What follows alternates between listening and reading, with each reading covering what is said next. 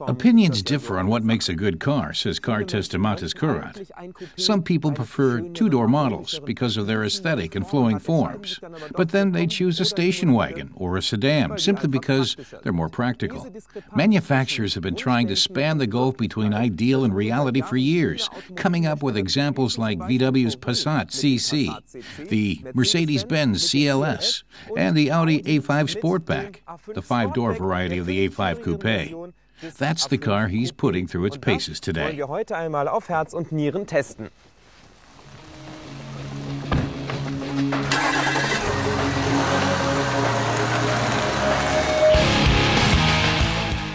The Audi A5 Sportback has been on the German market since September 2009. The smallest version, with a 160 horsepower engine, costs €33,650. The improved stiffness of the chassis and the balanced axle load mean this is a smooth car to drive. The 2.0 TFSI and V6 versions come with a speed-dependent power steering feature, Servotronic. Matas says he has no complaints about the way the A5 handles on the road. It's a comfortable drive. The reduced gear gate means it shifts smoothly. The pedal resistance is low. If you drive slowly, the steering is nice and easy, but toughens up the faster you go. That means the necessary steering precision is there at high speed on the motorway. All in all, it's a relaxing drive with an added sporty touch. Alles in allem ein sehr entspanntes Fahren mit dem gewissen Etwas an Sportlichkeit.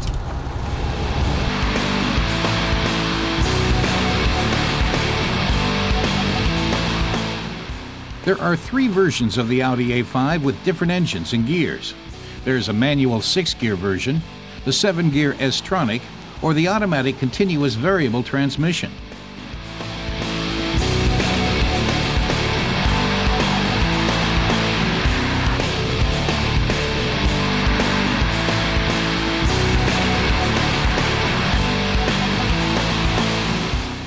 The clear lines of the design are striking. But what about the interior and trunk? Matas says the models once called hatchbacks are now called sportbacks. It's a term for those cars where the back hatch goes up with a rear window. You have to be careful not to open the hatch fully in a low-ceiling parking garage. The hatch could get damaged hitting the ceiling. There's space for 480 liters of cargo. Plenty of room for these heavy suitcases. With the back seat tipped down, there's 980 liters of space. For this class of car, those are perfectly acceptable values. But we don't want to tip the seats back right now, because we want to look at the other advantages offered by the Sportback. For example, the back doors on the side with windows that can be lowered, though not all the way down. That's a bit of a shame. You can't stretch your head out far enough. But you're not really supposed to anyway. There's plenty of space in the back and more headroom than in the coupe. So what about the front?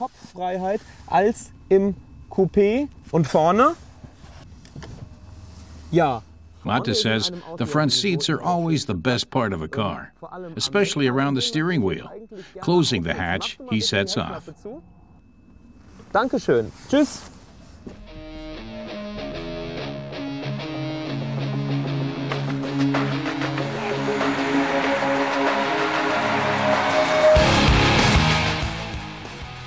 We're testing the biggest diesel version. Its 240 horses accelerate the car from 0 to 100 kilometers an hour in 6.1 seconds.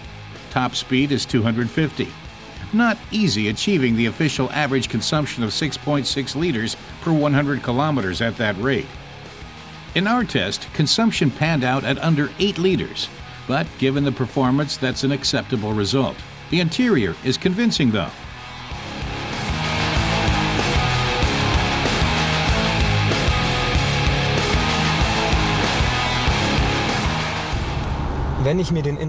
When he looks at the interior of the A5 Sportback, he's deeply impressed. It doesn't just look perfect, the materials around the Quattro dashboard insignia are almost seamless. It's all very simple and feels fantastic.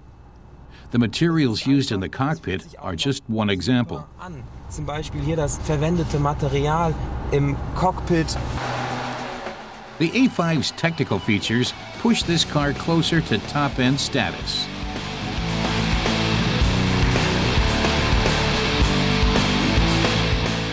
Das MMI, das Multimedia. Mata says the multimedia interface with the audio system, navigation, and other systems is often described as being intuitive, but he says he preferred the touchscreen version, and that there's room for improvement with the voice recognition system. Besteht auch noch bei der Spracherkennung. Längere Wörter, wie zum Beispiel Zieleingabe, den Ort bitte. funktionieren schon gut, aber The voice recognition can't cope with the city names with only one syllable.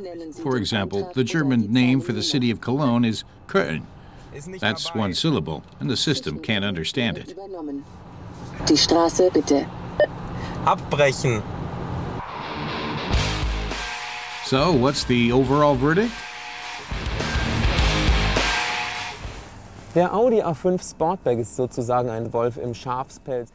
Mata says the A5 Sportback is a wolf in sheep's clothing. It's somewhat more solid and lower key than the A5 Coupe. All the same, it offers an equal measure of driving enjoyment. But the price is a problem. This version costs 45,800 euros in Germany. That can rise to 61,000 with extras like sports seats, leather upholstery, navigation, automatic parking, and that's pretty hefty. Und das ist dann doch ein ganz schön stolzer Preis.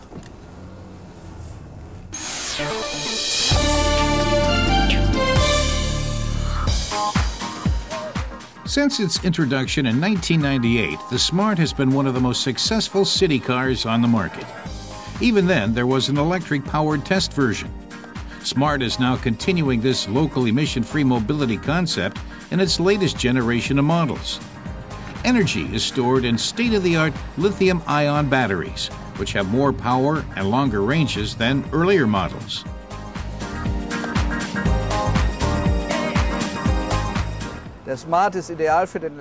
Pitt Moos of Smart says the car is ideal for electric engines because the company always planned to use electric power.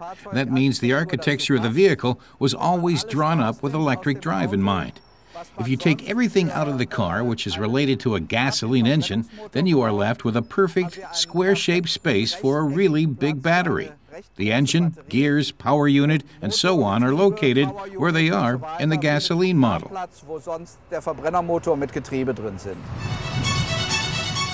After a series of tests in London, Smart decided to launch a production run of 1,000 units in November 2009. Due to high demand, that was extended to 1,500 cars. Since the summer, the Smart ED has also been on the streets of New York.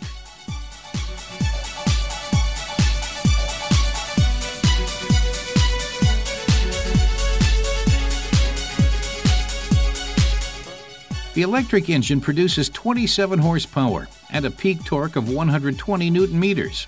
Top speed is just 100 kilometers an hour.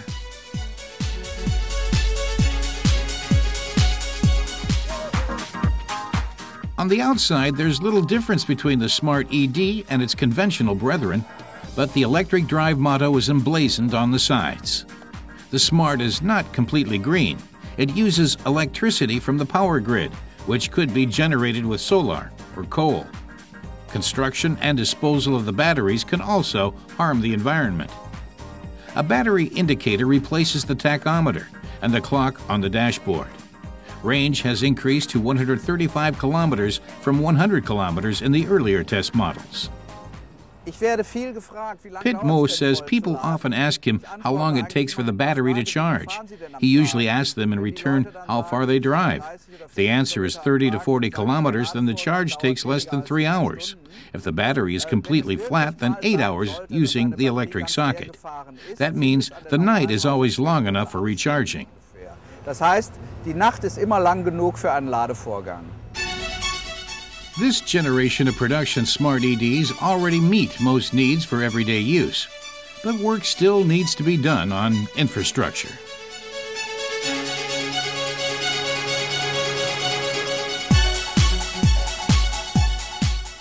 But the look of city streets could soon be changing, and rechargers like this could soon be standing between parking meters. The cable is easy to fit. Tests are planned for Asia next year, in addition to those underway in Europe, Canada, and North America. The electric motor is in the floor of the trunk, and the battery in the underbody between the axles. That means there's still a little room for luggage at the back.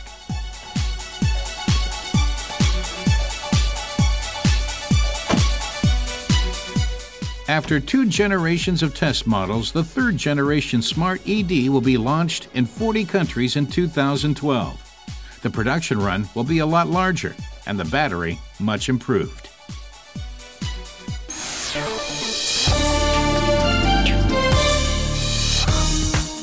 Following its March launch at the start of October, Seat is introducing its new motor for the Alhambra MPV. The 2.0-liter TSI with 6-speed DSG is combined with direct injection and turbocharging and boasts 200 horsepower. The DSG transmission is also available for the Alhambra's smaller gas and diesel engines. In March, Chevrolet will start selling its new compact van, the Orlando. It offers room for 7 adults and has a flexible seating concept. With the seats down, the Orlando holds up to 1,487 liters of cargo. Buyers can choose the 1.8-liter gasoline engine or from one of 2 2-liter diesel motors. Many safety and luxury features come as standard. In Germany, the Orlando can be had for a starting price of just under 19,000 euros.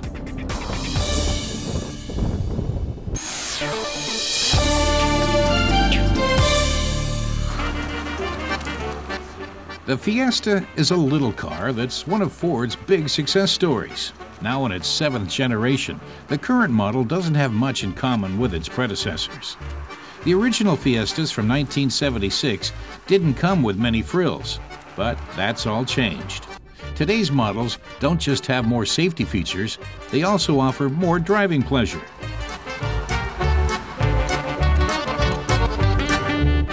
The suspension is taut and holds the road well. You really notice the car's quick and precise steering when taking curves.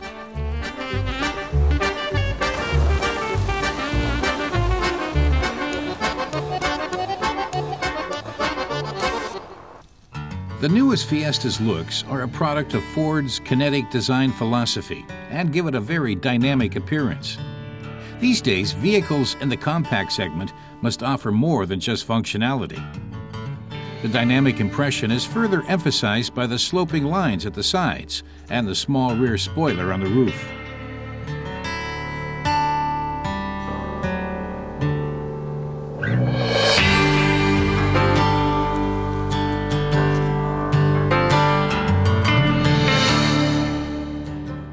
Kinetic design is to be found inside as well. The quality of the materials used here is good. The instruments make a sporty, dynamic impression. Only the center console, where the controls are placed in seemingly random fashion, looks a little cluttered. And the seats are impeccably well made and comfortable.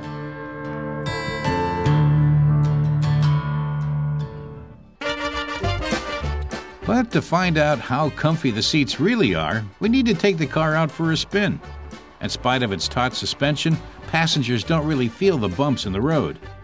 Safety features like ESP and an anti-lock braking system featuring electronic brake force distribution come as standard with the Fiesta.